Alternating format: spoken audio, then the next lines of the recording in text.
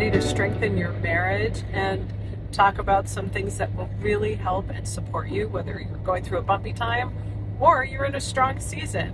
Well, that's why we're here today. There's Mr. Robbins. How you doing? Rock and I have been together for 36 years, married for almost 34 years, and wow, seriously, that long? No, I look great for being with you 1,000,003 years. So do you. You're old. I'm gonna kill him. So anyway, we thought we would share these 3 great elements, principles, things we do, no matter what season we're in, and it really helps take us to the next level. First thing is play. It's really important in a relationship to play.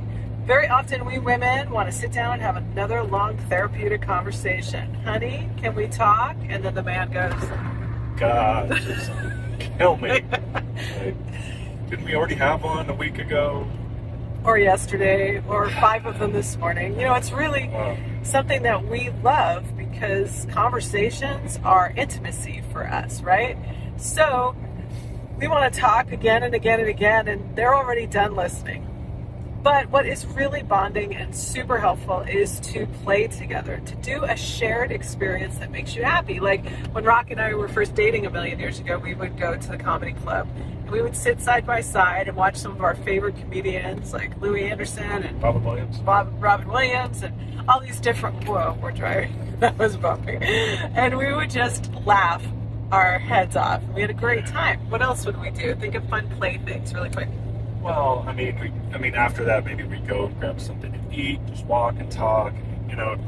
But that's kind of a fun context for walking or talking. Is have something to eat. But we go to the arcade. Yeah, play games. We'd go play pool sometimes. Oh yeah, we would. That's right. We'd play tennis, and Scrabble or whatever. We would. That wasn't so much fun for him because I kept beating him at both of those. But well, I came back. You did. So doing something fun is a shared experience, and then it's something joyful, and when you look back on it you realize, gosh, we did something. We weren't talking about all the hard things, but it seemed to smooth out some of the rough edges and bring us closer together. So the first thing is to play.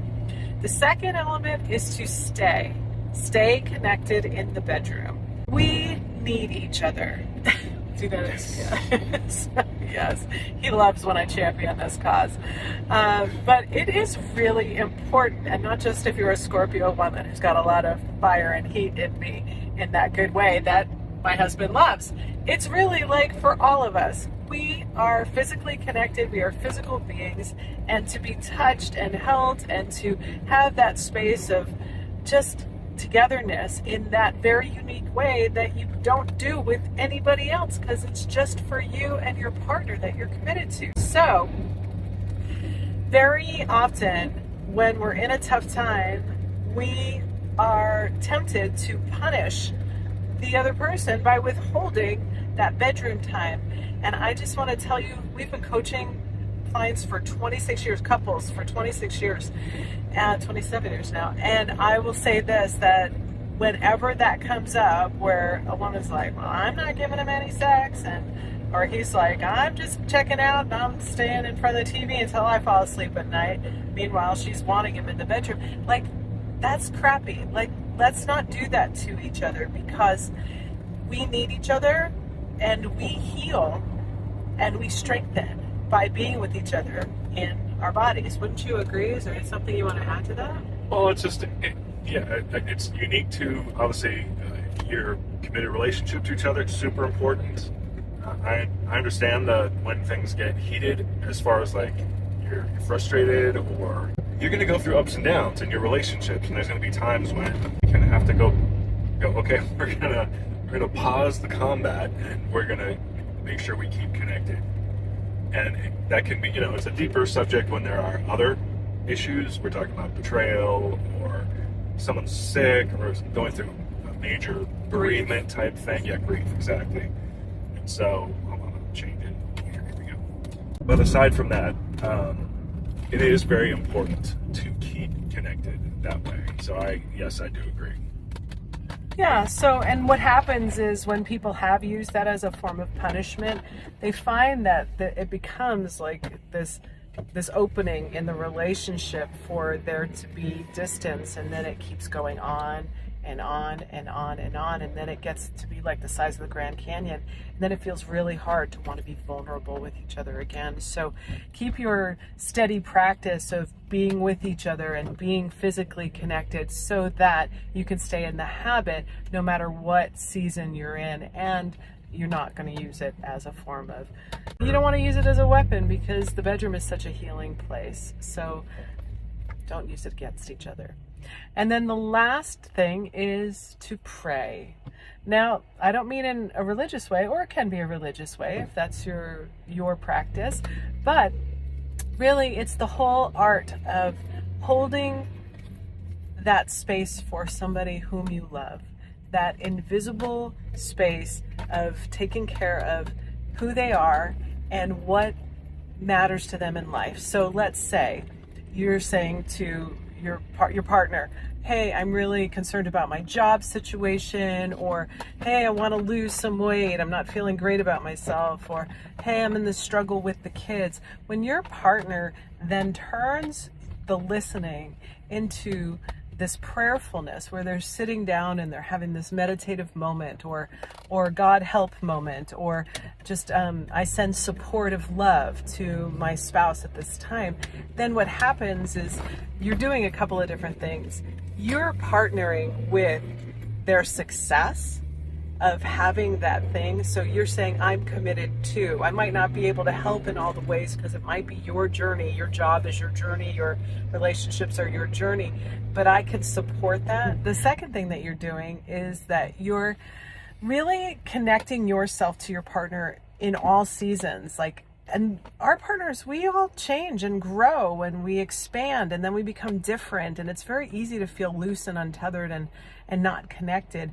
But when we commit to prayerfulness or meditation and energetic support for each other, it's like we're saying, oh, I'm with you in this, and we will be in this together. And it just kind of keeps us tethered in this really good way, like two of those life rafts going down a river.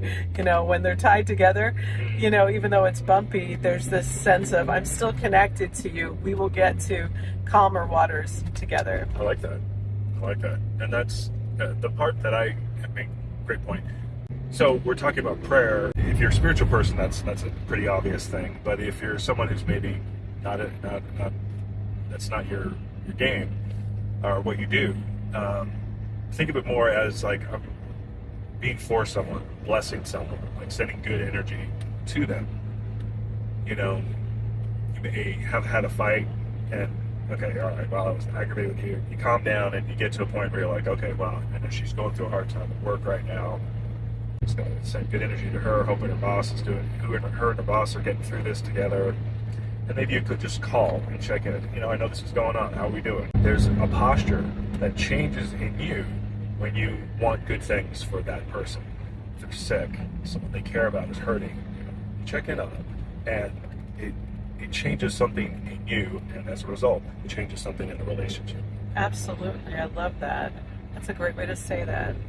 And the third thing that I feel like it does also is, like, for us in our relationship, we believe that there is a divine force, that there is a loving energy that holds us together and that is supportive of us. And so when we appeal in prayer, or we call out in prayer, or we declare in prayer, however is the way that you do your prayer life, it feels like you're not alone. And in that feeling of support, there's a sense of lightness. There's a sense of, I'm not alone in this. And that means that when I'm not alone and I feel like there is something bigger, stronger, maybe more benevolent than I feel in this particular moment through our hard time, then it makes you feel like, okay, I'm going to get through this, and we'll be on the other side of this together, and soon. And it might not feel like it right now, but I believe in this thing that I can't yet see, because I'm trusting this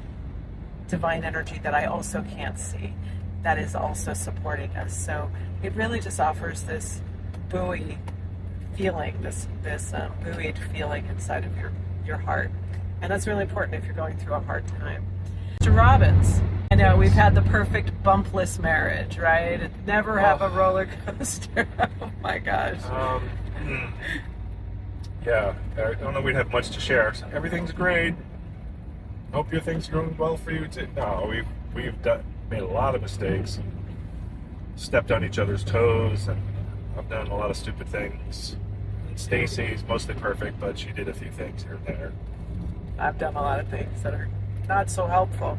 Yeah, and I guess the longer term is we're committed to each other, regardless. And we've had to work for stuff. And you know what? We're going along with each other, and so that in the context of that commitment, the work, it may take a while, but it's worthwhile, and it's going towards an ultimate goal of us being together throughout the years of your life. So. Yep, we're stuck with each other because we said so. All right. Torture you for a long time. We're committed to torturing. What is it? And there's a quote that I had in my book from Rita Redner. It's so good. Marriage is so good. It's always great to find that one person you want to annoy for the rest of your life. We're so much more than that. So, all right, friends, that's the deal. Whether you're in a strong time and you're looking to get stronger and maintain that strength, or you're in a bumpy time and you're looking to get through it, this is what we recommend. Play with each other, stay connected in the bedroom, and pray for each other. Enjoy your life. You got this. You got this. Hang in there. You can do it.